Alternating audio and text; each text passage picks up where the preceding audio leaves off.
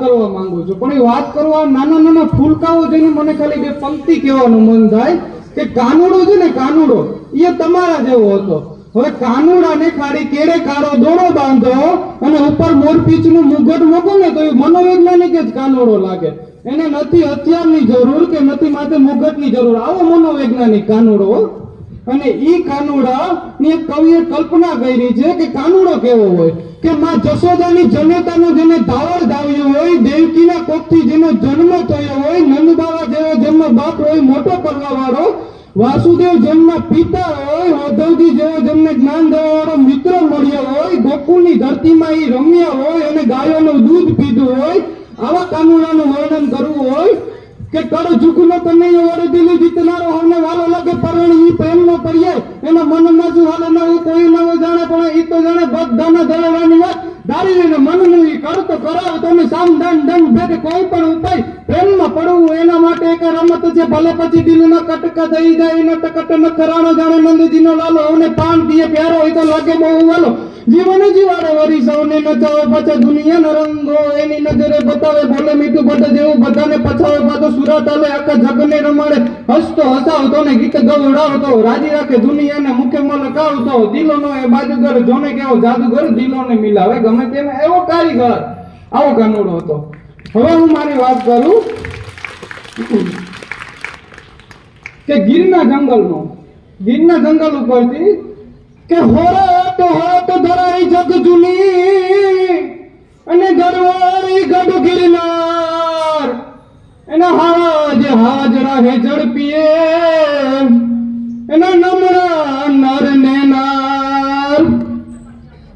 એક દિવસ ગીરના જંગલમાં ઝવેરચંદ મેઘાણી અને દુલાભાયા કાંત હાવજના દર્શન કરવા જાય છે, ડાલમડાના દર્શન કરવા જાય છે, કેરીના દર્શન કરવા ગયા છે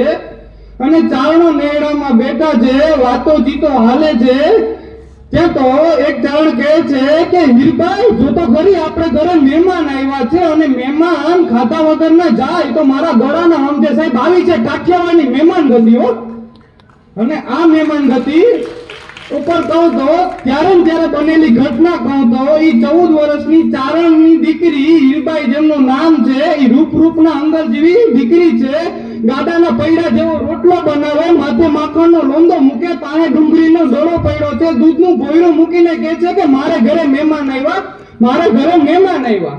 અને પછી બનેલી ઘટના કહું તો ઝવેરચંદ મેઘાણી અને દુલાભાયા કાંત હજી તો જમવા બેસે છે, પેલો બીજો ત્રીજો કોળિયો મોંમાં મૂકે ને તો આમથી તમારા જેવડો છોકરો દોડતો આવે છે, કહે છે કે આ તો ગજબ થઈ ગયું. આપણા વાડમાં જે વાછરડું હતું ને એ હાવજ લઈને ગયો છે અને આ વાત હીરબાઈ ત્યારે સાંભળે છે અને હવે કહે છે કે બાપુ હવે તમારે જમાડી દેજો, હું જાઉં છું. તો મેઘાણીને આમ અચરજ લાગે છે કે આ 14 વર્ષની નાની એવી દીકરી ક્યાં જાય છે, એટલે મેઘાણી પૂછે છે કે આ દીકરી ક્યાં ગઈ છે, ત્યારે જવાબ દે છે